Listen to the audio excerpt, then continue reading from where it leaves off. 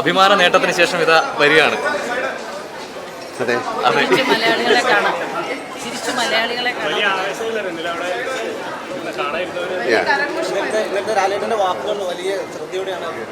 എല്ലാം വളരെ നന്നായിരുന്നു. നല്ല കാര്യം. ഞാൻ പറഞ്ഞല്ലോ, ഒരാൾക്ക് ഒരു ആർട്ടിസ്റ്റിന് കിട്ടാൻ ഏറ്റവും വലിയ ഭാഗ്യമായിട്ട് ഞാൻ ഇതിനെ കാണുന്നു. ആ ഭാഗ്യത്തെ ഞാൻ എല്ലാവർക്കും, നിങ്ങൾ ഉൾപ്പെടെ എല്ലാവർക്കും ഞാനത് ഷെയർ ചെയ്യുന്നുണ്ട്. ഒരുപാട് സിനിമകൾ അഭിനയിച്ചെങ്കിലും കർണഭാരവും വാനപ്രസ്ഥവുമാണ് രാഷ്ട്രപതി എടുത്തു പറഞ്ഞത്.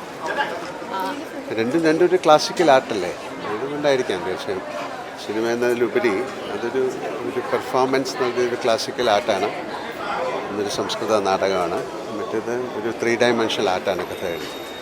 അത് സാധാരണ സിനിമയിൽ അങ്ങനെ ഒരുപാട് പേര് ചെയ്യാറില്ല, അതുകൊണ്ടായിരിക്കാം എടുത്തു പറഞ്ഞത്.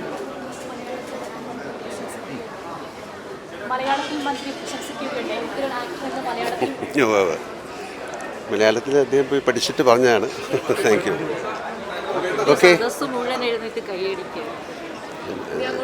So humbled, I M so humbled. Thank you.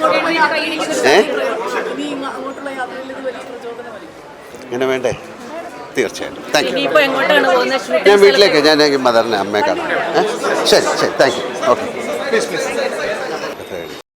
ഏറ്റവും പുതിയ വാർത്തകളും വിശേഷങ്ങളും വിരൽത്തുമ്പിലറിയാൻ സീ മലയാളം ന്യൂസ് എല്ലാ ഡിജിറ്റൽ പ്ലാറ്റ്ഫോമുകളിലും ലഭ്യം.